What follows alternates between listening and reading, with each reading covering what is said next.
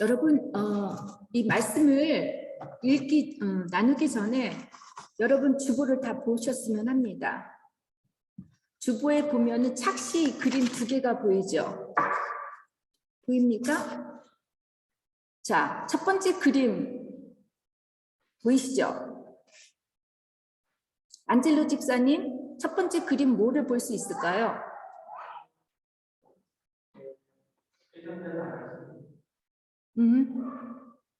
자, 첫 번째 그림을 보면 어떤 노인하고 젊은 두 여인들의 모습을 보죠. 하나는 노인이고 하나는 젊은 여인. 보입니까? 자, 다 보시죠. 그렇죠? 자, 두 번째 그림을 보세요. 두 번째 그림이 무엇입니까? 두 번째 그림을 보면은 두 사람의 얼굴이 있고 가운데가 뭐죠? 촛대가 있죠. 잔인가? 그 잔이죠. 다 보이십니까? 자, 이 그림들을 착시현상이라고 하는데 여러분, 한 그림에 2가지의 그림들이 담아 있습니다. 우리가 특별히 우리 기독교인들, 신앙인들을 보면은 어떤 관점이나 시점에 따라 우리가 그것을 보는데 특히 기독교인들은 이런 한쪽으로만 편향되게 보는 그런 경향이 있는 것 같아요. 한 그림에 2가지가 있듯이 우리에게 어떤 사건이 일어날 때 그 사건을 우리가 어떻게 보느냐에 따라서 해석도 가능하다라는 것이죠. 이번 주 제가 이제 본문 말씀을 묵상하는 가운데 본문 내용을 통해서 저에게 이 2가지 숨겨진 그림이 떠올랐어요. 하나님께서 요셉의 입장을 보게 해주시고 또 요셉의 형들의 입장을 한 사건을 통해서 보게 해주신다는 거예요. 지금까지 하나에만 꽂혀 있고 한 관점으로만 고정되었던 생각들을 하나님께서 아까 그림을 보듯이 한 사건을 통해서 2가지의 뜻을 아니면 여러 가지의 뜻을 보여주신다라는 것이었습니다. 요셉의 형들이 온전히 죄를 회개하지 못하고 어찌하여 하나님께서 우리들에게 이렇게 하시느냐고 탄식만 하고 있으니까 요셉과의 완전한 회개, 온전한 관계가 회복되지 못하고 있습니다. 하나님께서는 그래서 요셉을 통하여 그의 형제들을 이제 시험에 직면하게 하십니다. 그래서 요셉의 10명의 형제들이 하나님께서 우리의 죄를 들추어내셨다며 이렇게 진정한 회개를 고백하게 하십니다. 형들의 진정한 회개를 통해서 요셉은 왜 형제들이 그토록 자신을 미워했고 노예로 팔아넘겼는지 이해할 수 있게 되었고 용서와 화해의 마음의 문이 열리게 됩니다. 한마디로 오늘 본문 내용은 베냐민 자로의 은잔 사건을 통해서 요셉은 형들의 입장에서 요셉의 형들은 요셉의 입장에서 서로의 마음을 이해할 수 있도록 하나님께서 보게 하시고 또 온전한 회개를 하게 하시고 서로가 회개할 수 있도록 인도하신다라는 것입니다. 지금까지 죄를 은폐하고 온전한 죄를 회개하지 못한 요셉의 형들에게 하나님께서는 회개토록 시험을 하시는데 요셉의 형들에게 도둑의 누명을 씌워서 억울하게 하시는 것이 44장 1절부터 17절 전반부의 말씀입니다. 아버지 야곱을 간신히 설득해서 베냐민을 애굽 땅으로 데리고 올 수 있었던 형제들은 요셉으로부터 뜻밖의 성대한 대접을 받게 됩니다. 그리고 너무 감사하게도 무사히 집으로 돌아가려고 하는 그때 요셉은 관리인을 시켜서 자신의 은잔을 베냐민 곡식 자루에 숨기게 합니다. 은잔에 대해서는 참 넌센스예요. 아마도 요셉에게 매우 중요한 잔이었던 것은 분명한 것 같습니다. 요셉의 관리인은 5절을 보니까 요셉이 은잔을 가지고 점을 쳤다고 사용했다고, 그리고 15절 요셉도 은잔을 가지고 점을 쳤다고 하는데 정말 요셉이 하나님을 믿는 자로서 은잔으로 점을 쳤는지 우리 믿는 사람으로서 이해하기 힘들죠. 그래서 저도 이거에 대해서 해석을 보려고 여기저기 책을 다 둘러보다가 제가 포기를 했어요. 시간이 이번 주에 전혀 없어가지고 포기를 했는데, 제가 하나님께 시간이 없으니까 하나님 저에게 좀 지혜 좀 주십시오 하고 기도를 하면서 이 준비를 하다가 제 생각에 두 가지, 아마 그런 해석이 있을지는 모르는데 두 가지 해석이 떠올랐어요. 한 가지 해석은 원래 고대 애굽에서는 실제로 물을 넣는 그 은잔에 기름과 같은 액체를 넣고 그 움직임이 어떻게 변하는지 그 모양에 따라서 미래에 대한 일들을 점을 쳤다고 합니다. 독일도 여러분 아실 거예요. 실베스터 12월 30일 망년에 보면 이런 동 같은 거를 녹여서 이렇게 부어요. 그리고 나서 점을 치는 일들이 있어요. 유럽에서는. 그런데 제 생각에는 도무지 요셉이 점을 쳤다고 보지 않습니다. 왜냐하면 요셉에게는 하나님께서 특별한 은사를 주셨잖아요. 꿈을 통해서 미래를 볼 수 있는 은사를 주셨는데 굳이 요셉이 점을 쳤을까 하는 생각이 듭니다. 그래서 저는 요셉이 이 은잔을 자기의 몸을 보호하기 위한 호신으로 사용하지 않았을까 하는 게 제 생각이에요. 은은 본래 세균을 죽이는 살균 작용이나 병균의 번식을 방지하는 항균 기능을 가지고 있습니다. 우리 안젤로 집사님이 잘 아실 텐데 저는 이거 인터넷을 알아봤더니 그렇더라고요. 그래서 독을 넣으면 은수저가 까맣게 변한다고 해요. 요셉이 히브리 노예로서 애굽의 바로왕 다음으로 두 번째 권력 서열을 가지고 있다면 얼마나 많은 적대 세력이 있었겠습니까? 분명 요셉을 시기하고 질투하는 사람들이 있었을 거라고 봅니다. 누군가 요셉을 죽이려고 그의 은잔에 독 같은 것을 집어넣을 수도 있을 것이니까 이 요셉이 독이 들어가 있는지 구별하기 위해서 은잔을 사용했을 것이라는 생각이 제 생각이고, 이 은잔을 가지고 점을 치는 것은 애굽 관료인들에게는 당연하기 때문에 요셉이 스스로가 점을 치는 것처럼 보여줬을 것이라는 라는 생각인데요.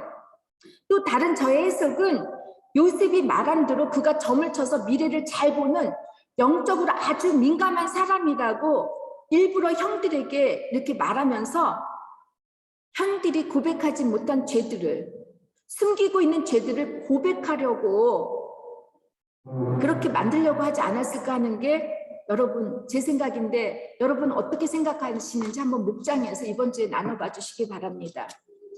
형제들이 여전히 자신의 잘못과 죄를 자백하지 않으니까 요셉이 관리인과 짜고 형들에게 도둑 누명을 덤태기로 씌우는 시험을 하고 있습니다.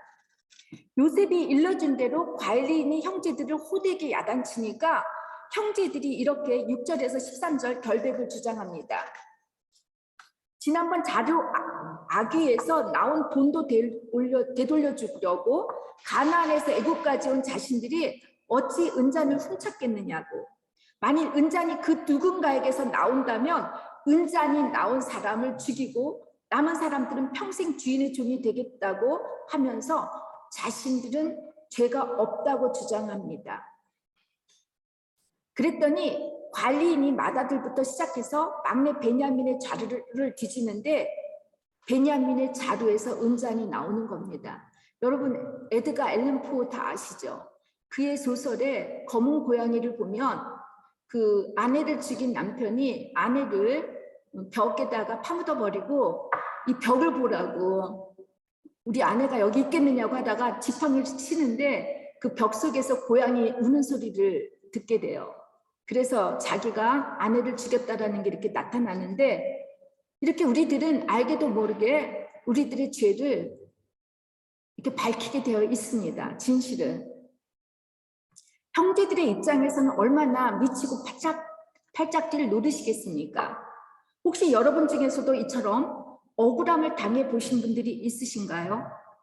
선의로 누군가를 도왔는데 배신을 때린다든가, 최선을 다해 직장에서 열심히 일을 했는데 하루아침에 직장에서 잘리고, 엉뚱한 오해를 받고 사람들로부터 비난과 미움이 대상이 되기도 하고, 어떤 사람은 누구를 죽이지도 않았는데 살인죄로 평생 감옥에 갇혀 있다든가, 혹은 사형을 받고 죽은 사람들도 있습니다.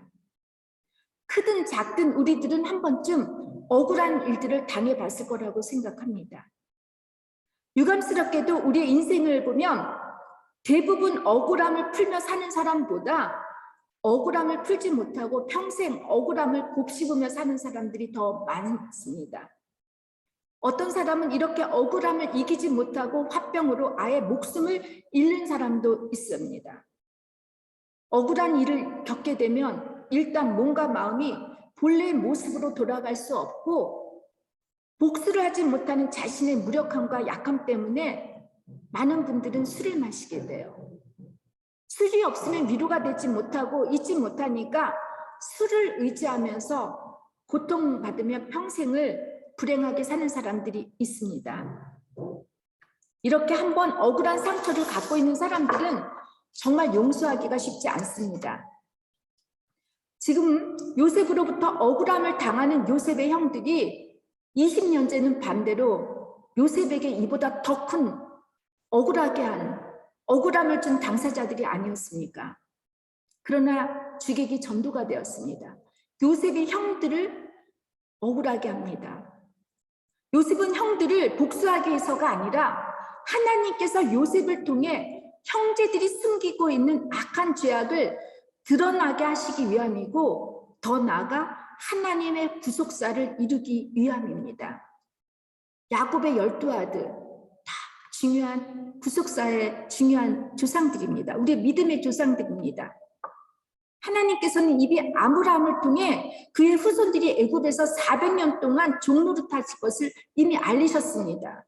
그래서 요셉을 통해서 먼저 야곱의 모든 가족들을 가나안에서 애굽으로 오게 하시고, 400년 후에는 모세를 통해 당신의 백성들을 애굽에서 출애굽하게 하시어 약속의 땅 가나안으로 돌아오게 하시려는 것이 하나님의 뜻이었고 구속사였던 것입니다. 베냐민의 자루에서 은잔이 나오는 것을 보자 요셉의 형제들은 13절, 슬픔이 복받쳐서 옷을 찢었고 울었다고 합니다. 여기 또다시 옷에 대한 이야기가 나옵니다. 여러분 다 기억하시죠?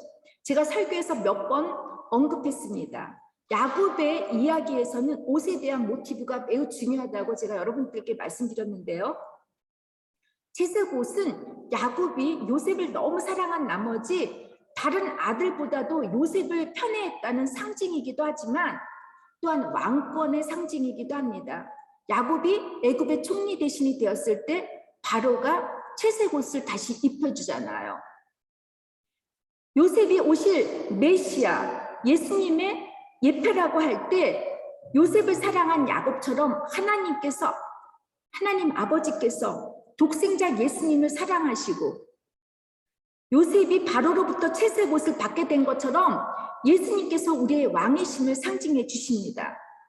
그러나 사랑을 받지 못한 야곱의 아들들이 요셉을 노예로 팔고, 요셉이 입고 있었던 채색 옷을 갈기갈기 찢고 나서 거기에 짐승의 피를 묻히고는 야곱에게 요셉이 사나운 들짐승에게 잡혀 죽었다고 이렇게 거짓말을 둘러대지 않습니까?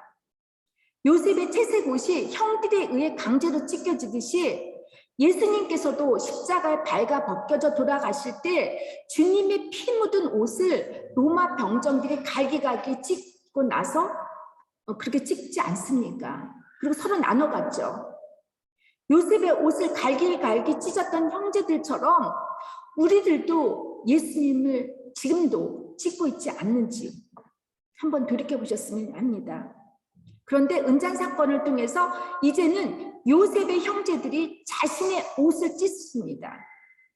요셉이 짐승에게 찢겨 죽임을 당했다는 소식을 들었던 그 야곱도 자신이 입고 있었던 옷을 이제 찢었다고 이렇게 창세기 37장에 기록되어 있는데, 여러분, 우리의 옷을 찢는다는 것은 내면에 감춰진 감동들이 표출되는 것입니다. 절망이나 슬픔, 수치심, 분노, 애통함과 같은 심한 감정들이 안에서 더 이상 견딜 수 없을 때 밖으로 표출할 때 나타나는 행동입니다. 그들의 마음에 쌓여있던 모든 죄악들이 깨져서 이제 밖으로 나오는 것이죠. 여러분, 우리의 억울한 심정이 풀리고 해결할 수 있는 곳은 여러분, 옷을 찢는 십자가밖에 없습니다. 형제들의 죄악으로 찢겨진 피 묻은 요셉의 옷이 예수님의 억울함, 희생을 의미하듯이 십자가 앞에 나오게 되면 요셉의 형제들이 자신의 옷을 찢고 회개하는 것처럼 우리의 부족함을 돌아보고 우리의 숨겨진 죄악을 찢고 회개를 해야 한다는 것입니다. 처음엔 억울함 때문에 죽겠다고, 용서 못하겠다고, 복수하겠다고 하는 심정으로 이렇게 십자가 앞에만 나오게 되면 유다의 고백이 나의 고백이 되고 유다의 회개가 나의 회개가 되어서 억울한 마음에서 자유로워지고 하나님께서 주신 평안은 얻을 수 있는 것입니다. 그러면 여러분, 유다의 고백이 어땠는지 우리가 모두 44장 16절을 읽어보겠습니다. 유다가 어떻게 고백을 했는지 44장 16절을 우리 함께 읽어보겠습니다. 하나, 둘, 셋. 유다가 말하되 우리가 내 주께 무슨 말을 하오리까? 무슨 설명을 하오리까? 우리가 어떻게 우리의 정직함을 나타내리이까? 하나님이 종들의 죄악을 찾아내셨으니 우리와 이 잔이 발견된 자가 다 내 주의 노예가 되겠나이다. 여러분, 저도 억울한 일을 겪은 적이 있습니다. 배신도 그런 배신이 없었습니다. 정말 용서하기가 힘들었습니다. 언젠간 제가 너무 속상하고 억울해서 혼자 슈바츠발트 그 TT 호수에 올라가서 하나님께 제가 울면서 그렇게 기도를 했습니다. 하나님, 그들이 비행기 사고를 당하거나 배사고라도 나게 해서 공중에 폭파되지 않으면 바닷속에 물에 빠져달라고, 죽여달라고 이렇게 기도한 적도 있었습니다. 그때의 시간을 이렇게 돌이켜보면 정말 괴롭고 힘들었던 시간이었습니다. 제가 언젠가 여러분께 말씀드렸듯이 주기도문 할 때 우리의 죄를 용서해 주신 것처럼 우리의 죄를 용서해달라고 이 기도할 때를 저는 기도 안 했습니다.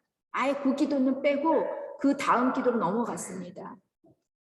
그런데 여러분, 제가 진정으로 그들을 용서할 수 있었던 것은 십자가였습니다. 십자가 앞에서의 주님을 바라보니까, 찢겨진 주님의 모습을 바라보니까 얼마나 많은 상처, 부끄러움, 수치심 그 주님을 바라보니까 제가 지금까지 알고도 지은 죄, 모르고도 지은 그 숨어있는 죄악들이 하나 둘씩 하나님께서 들춰내셔 주셨습니다. 그리고 보니까 제가 그들이 나를 아프게 했고 억울하게 했지만 내가 그들보다 더 못된 죄인은 아니었구나, 그런 생각이 들더라고요. 제가 얼마나 교만했고 이기적이었는지 정말 모릅니다.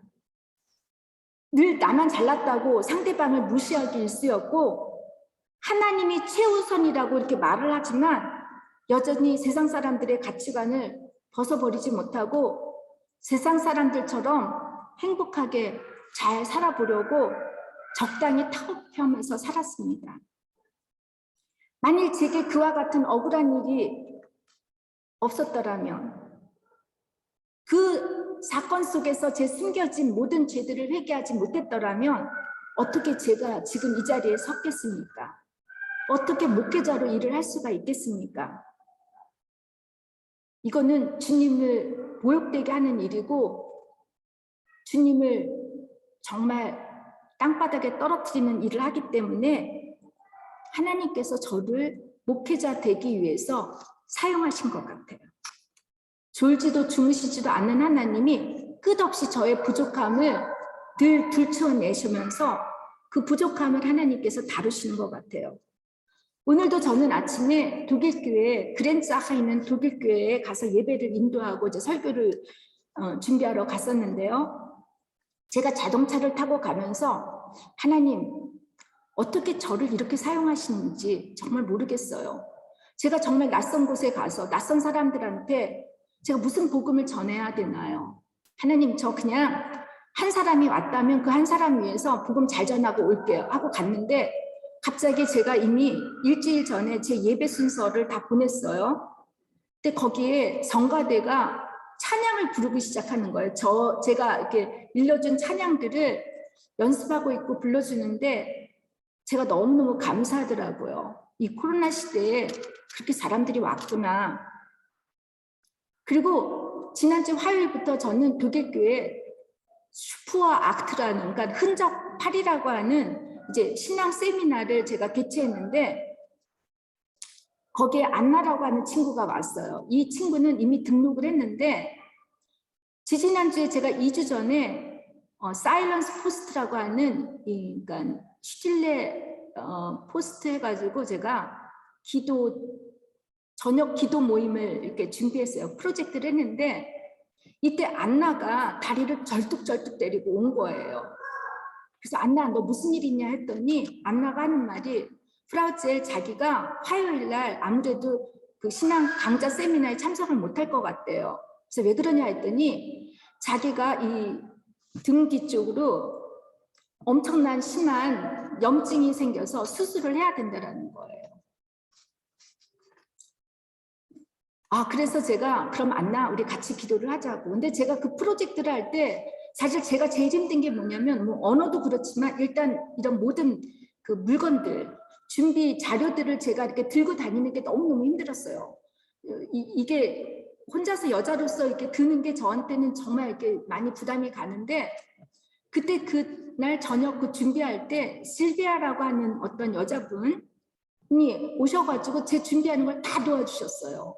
끝날 때까지도 그 친구가 있으면서 제 물건들을 다 정리해서 자동차에 실어줬는데 저는 이제 실비아도 많이 울면서 자신의 문제를 고백했고 엘리자베트도 마찬가지였고 그래서 이제 저는 이제 그들을 위해서 하나님께 간절히 기도를 했어요. 하나님 아나 고쳐주세요. 이 친구 고쳐주셔서 화요일 날 신앙 강좌하는데 참여할 수 있게 하나님 기적을 베풀어 달라고 간절히 기도를 했어요.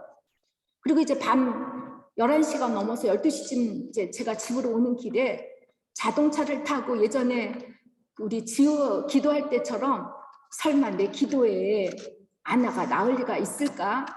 하나님 어떻게 된 거죠? 이렇게 이제 질문을 하면서 제가 오면서 그래도 하나님 아나 좀 고쳐주세요. 저는 부족하지만 하나님 아나를 고쳐주셔서 그 친구들이 다 신앙 강좌에 참여할 수 있게 해달라고 기도를 했어요.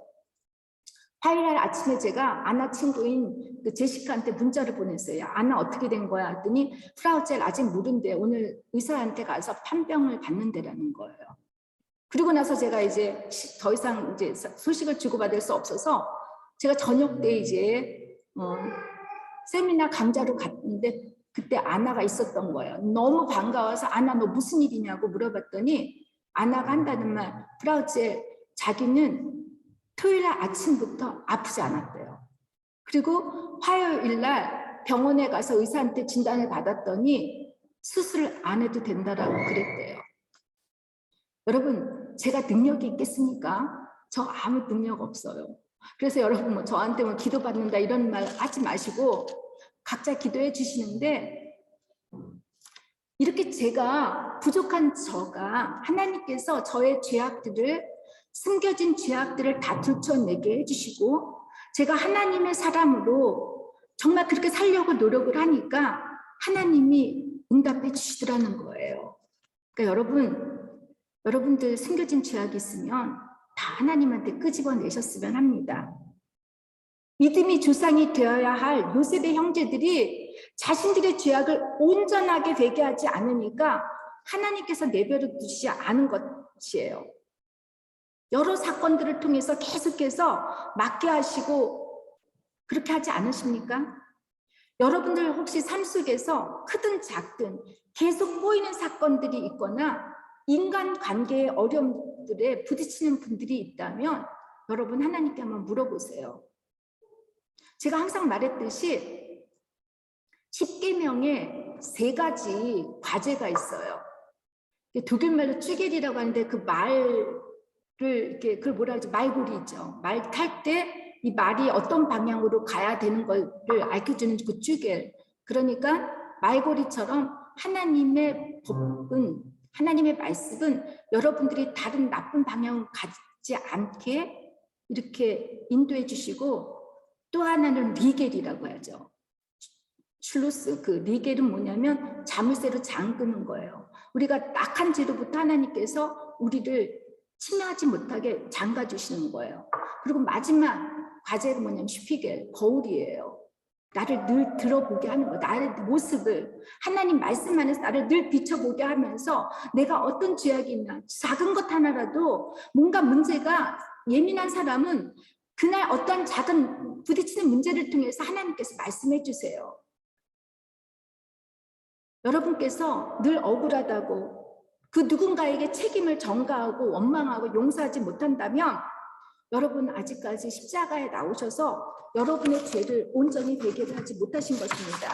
부담 가시죠? 제가 항상 죄를 고백하라고 이렇게 얘기할 때마다 여러분들이 부담 가시는데, 저는 여러분들, 하나님께서 여러분이 죄를 회개하지 않으니까 제 입술을 통해서 전하게 하시는 것 같아요.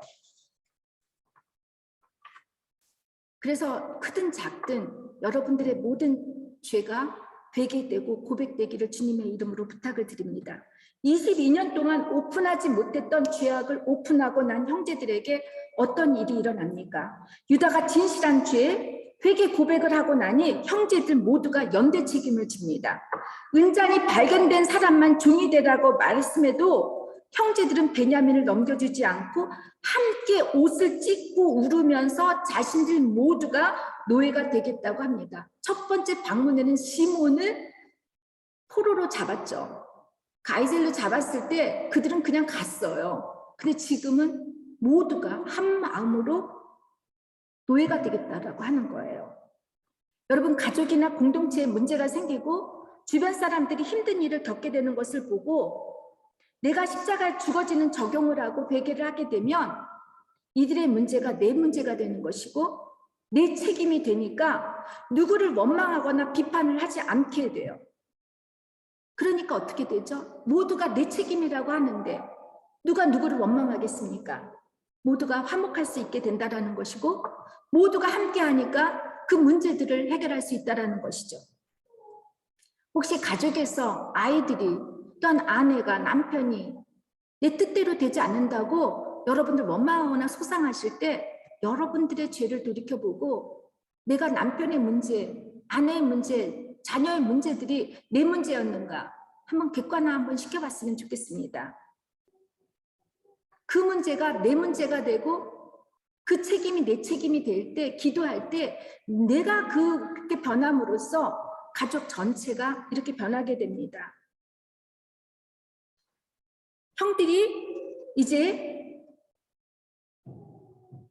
이렇게 유다의 고백을 통해서 형들이 죄를 고백하니까 이제 반대로 요셉의 관점에서 요셉이 형들의 관점에서 이제 어떻게 용서할 수 있게 되었는지 이제 그 유다가 베냐민을 탐험하는 내용에서 이제 나타나는데 여기 참 중요합니다, 여러분. 18절에서 34절까지인데 이제 우리가 함께 27절에서 29절까지 함께 봉독해 보겠습니다. 27절에서 29절 여기 참 중요합니다. 다 같이 우리 함께 봉독할까요? 하나, 둘, 셋. 주의 종 우리 아버지가 우리에게 이르되 너희도 알거니와 내 아내가 내게 두 아들을 낳았으나 하나는 내게서 나갔으므로 내가 말하기를 틀림없이 찢겨 죽었다 하고 내가 지금까지 그를 못하거늘 너희가 이 아이도 내게서 데려가려 하니 만일 죄가 그 몸에 미치면 나의 흰머리를 슬퍼하면 스올로 내려가게 하리니. 여러분, 이제 유다가 베냐민을 살리기 위해서 그동안에 요셉을 첫 번째 만나고 나서 가족에 있었던 얘기들을 이제 전하는 거죠. 근데 요셉이 그걸 듣고 있어요. 이 말씀 들을 때 어때요? 야곱이, 유다가 뭐라고 해요? 아버지에겐 아내가 라헬밖에 없었던 거예요. 그리고 자식도 요셉하고 베냐민밖에 없어요. 형제들의 입장에서 볼 땐 내 아버지가 나 무시해버리고 다른 요셉만 좋아하고 베냐민 좋아하고 우리 엄마를 엄마로 인정하지 않아요. 이것을 가해자인 유다가 요셉에게 말할 때 요셉은 어떤 입장이 되었겠습니까? 유다가 이 고백을 할 때 정말 기막힌 사연 아닙니까? 요셉은 이 유다의 아픔의 고백을 통해서 왜 형제들이 자기를 미워했고 왜 형제들이 자기를 노예로 팔았는지 이해가 되지 않았겠습니까? 그런데 자기 어머니 뱃속에서 낳지도 않은 이 베냐민을 살리기 위해서 유다뿐 아니라 이 10명의 형제들이 얼마나 애를 쓰고 있어요. 노예가 되겠다라고 이렇게 고백을 하지 않습니까? 저는 이 모습을 보면서 눈물이 났어요. 이 얘기를 들었을 때 요셉의 지금까지 아파했던 그 억울했던 심정들이 다 눈이 녹듯이 녹아졌을 것이라고 생각이 돼요. 형들의 입장에서 볼 때 아버지 야곱이 얼마나 허물이 많은 연약한 사람이었지만 그들은 아버지에 있는 그들의 모습을 인정했다라는 거예요. 의외로 가족으로부터 그리고 부모로부터 받은 상처가 우리들 중에 오래된 분들이 참 많아요. 자신의 불행이 부모 때문이라고 부모에게 책임을 전가하는 사람들이 있습니다. 맞아요, 있어요. 그리고 부모들이 책임도 있어요. 유다처럼 문제투성인 아버지의 야곱을 용서하고 인정하듯이 우리가 부모를 용서해야 하지만 자기 자신도 용서를 할 수가 있고 용서를 받을 수가 있는 것입니다. 며느리 다말과 동침을 하는 그 수치를 겪고 난 유다가 그는 나보다 옳도다라는 고백을 할 수 있었던 것처럼 여러분, 나만 옳도다가 아니라 바로 당신이, 나의 자녀가, 나의 남편이, 나의 아내가, 나의 교회 성도가 당신이 옳도다라고 이렇게 고백을 하게 되면 여러분, 베냐민을 살릴 수가 있는 것이고 또 모두가 화해할 수 있다는 것입니다. 사랑의 중보자가 되는 거 아니겠습니까? 우리 모두가 유다처럼. 여러분, 유다를 통해서 예수님이 태어나잖아요. 우리 모두가 유다가 되어야 되지 않겠습니까? 우리를 통해서 예수의 씨가 나와야 되지 않겠습니까? 저는 여러분이 이제 이 코로나 시간, 애프터 코로나가 있을지 없을지 모르는데 이게 지나간다 해도 앞으로는 계속해서 이런 일들이 일어날 거라는 게 과학자들의 얘기입니다. 아무리 우리가 방역을 잘하고 인품 백신을 많이 맞고 언뜻 한다 해도 우리는 장담할 수가 없습니다. 저는 여러분이 이 와중에도 이 간절함, 예배를 사모하는 간절함, 나 주님 없으면 안 되겠다고 하는 이 심정으로 여러분 주님께 붙잡아만 있으면, 붙잡힐만 있으면, 또 나의 죄를 고백할 때 여러분, 또 우리 바젤하니 선교교회는 예수의 씨를 그럼에도 불구하고 계속 날 수 있을 것이고 그렇게 날 수 있기를 저는 축원합니다. 기도하겠습니다. 주님, 보잘것없는 유다의 그 죄의 고백을 통해서 또한 요셉의 그 유다의 아픔의 그 고백을 통해서 서로가 화해했던 것처럼 아직도 우리들 마음속에 억울함이나 용서 못하는 것들이 있다면 하나님, 이 시간 우리들이 십자가 앞에 나오게 해주시옵소서. 주님, 우리들의 그 찢겨진 주님의 모습을 통해서, 주님의 상처를 통해서 나의 상처, 나의 아픔을 하나님 위로받고 치료받을 수 있도록 도와주시옵소서. 이 시간 하나님, 우리가 아직까지도 온전하게 회개하지 못한 것들이 있다면 주님, 생각으로 또한 하나님 우리의 마음속에 우러나는 그 어떤 양심의 물음으로 저희들 다 생각나서 하나님 회개할 수 있도록 우리를 축복해 주시옵소서. 회개가 진정한 축복임을 경험할 수 있는 저희 바젠 한인성 교회가 다 되게 해주시고, 정말 이 교회가 화해의 사랑의 중보자가 될 수 있도록 우리를 인도하여 주시옵소서. 예수님의 이름으로 기도를 드립니다. 아멘.